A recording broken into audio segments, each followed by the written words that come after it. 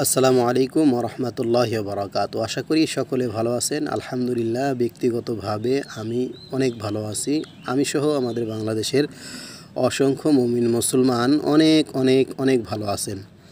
কী কারণে ভালো আছেন, কী কারণে মনের মধ্যে এতটা আনন্দ, এটা আপনারা সকলেই মোটামুটি বুঝে ফেলেছেন। আমাদের প্রিয় শায়েখ আল্লামা মামুনুল হক সাহেব, তিনি কারাগার থেকে মুক্তি পেয়েছেন। গত রাতে যেটা ছিল, সেখানে আমাদের ভালোবাসা অধিক পরিমাণে হয়ে গেছিলো, মানে জায়গা ছাড়া বেজায়গা, মুক্তাদায় হাল অনুযায়ী হয় নাই। যেখানে ভালোবাসা প্রকাশ করা দরকার ছিল, সেটা আসলে দীর্ঘদিন, তো 3 বছর 12 দিন আসলে মানুষ আবেগ আপ্লুত হয়ে গেছিলো, যার কারণে আসলে এটা হিতের বিপরীত হয়েছে। যাই হোক, সেদিন রাতে তাকে ছাড়ে নাই।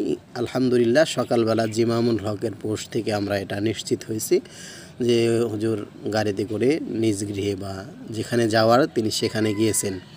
তো এটা হলো আমাদের অনেকেরই হৃদয়টাকে শীতল করে দিছে। এমনিই আবহাওয়ার কারণে আমাদের প্রত্যেকটা মুমিন মুসলমান যন্ত্রণার মধ্যে ছিলাম। আরও যারা ছিল ভিন্ন ধর্মের যারা বলেন, সব মানুষই যন্ত্রণার মধ্যে ছিলাম। একজন আলিমের মুক্তি মানে দেখেন, 8-10 দিন 12 দিন কোনো বৃষ্টির সম্ভাবনা নেই। আল্লাহ তাআলার আচমকায় রহমত, রাত 1টার দিকে কি অল্প হলেও বৃষ্টি হয়ে গেছে। বুজুর্গ মানুষের একটা লক্ষণও প্রকাশ পাইছে। আলহামদুলিল্লাহ, আমরা একসাথে 2টা শান্তি উপলব্ধি করেছি। একটা হলো বৃষ্টি রাতে, দ্বিতীয়ত সকালবেলা 10টার দিকে আল্লামা মামুনুল হক সাহেবের মুক্তি। তো এখন হুজুর আসছেন, অনেকে আবার চাহিদার থেকে বেশি কিছু ইচ্ছা নিয়ে বসে থাকবেন না। প্রত্যেকেই মুসলমান, প্রত্যেকেই ইমানদার, প্রত্যেকেই বুঝমান। আমাদের প্রত্যেকেরই কিছু না কিছু দায়িত্ব আছে। আপনি যদি মনে করেন সব তার দায়িত্ব, সেক্ষেত্রে আপনার আশাটা আকাঙ্ক্ষাটা বেশি হয়ে যাবে। হুজুর আসছেন, হুজুর অবশ্যই শারীরিকভাবে অসুস্থ। অনেক আলোচকরা, অনেক আলেমরা কারাগার থেকে বের হয়েছেন, তারা বলেছেন আমরা অসুস্থ, সুস্থ হয়ে নেই, কিছুদিন সময় বিশ্রাম করি। বিভিন্ন কথা শুনেছি আমরা অনেকের মুখ থেকে। তো এখন হুজুর আসছেন, হুজুর যদি নাও বলেন, তারপরেও হুজুর শারীরিকভাবে অসুস্থ থাকবেন, এটাই স্বাভাবিক। আমরা হুজুরের জন্য দোয়া করব। পাশাপাশি আল্লামা মামুনুল হক সাহেব বের হয়ে আসলেন, এতেই যে সব কিছু ঠান্ডা হয়ে গেল তা না। বললাম না আমি আগের ভিডিওতে 3 বছর 13-14 দিন যাবতীয় ভিডিও বানাইতেছি, বা হুজুর যখন বাইরে ছিলেন তখনও ভিডিও বানাইছি। তো ভিডিও বানানোর যাত্রা তো অব্যাহত আছেই।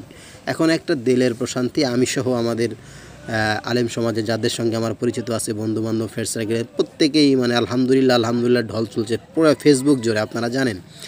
তো আরও ভিতরে আরও কিছু ওলামায়ে কেরামগণ আছে, যাতে করে তাদেরকেও দ্রুত মুক্তির ব্যবস্থা করা হয়। ওলামায়ে কেরামের পাশাপাশি আলেম নয় এমনও নির্দোষ অনেক মানুষ কিন্তু কারাগারে আছে।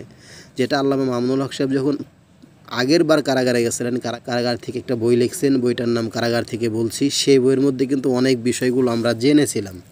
তো যাই হোক, প্রথমত দিলে প্রশান্তি, আর দ্বিতীয়ত হলো আমরা প্রত্যাশার চেয়ে বেশি কিছু চিন্তা ভাবনা করে বসে থাকবো না।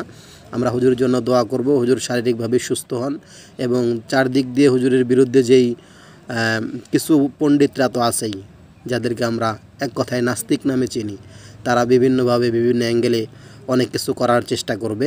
তো আমাদের সকলকেই একজন ইসলামের সৈনিক হিসাবে, হুজুরের মহব্বতের মানুষ হিসাবে সকলকেই সব দিক দিয়ে চতুর বিচক্ষণতার পরিচয় দিতে হবে। আল্লাহ তাআলা সকলকেই তৌফিক দান করুন, যাতে করে আমাদের কোনো পোস্ট, আমাদের কোনো লেখালেখি, আমাদের কোনো ভিডিও এর দ্বারা হুজুরের পরবর্তী কোনো সমস্যা না হয়, এই বিষয়টা আমরা সকলে মাথায় রাখব। আসসালামু আলাইকুম ওয়া রাহমাতুল্লাহ।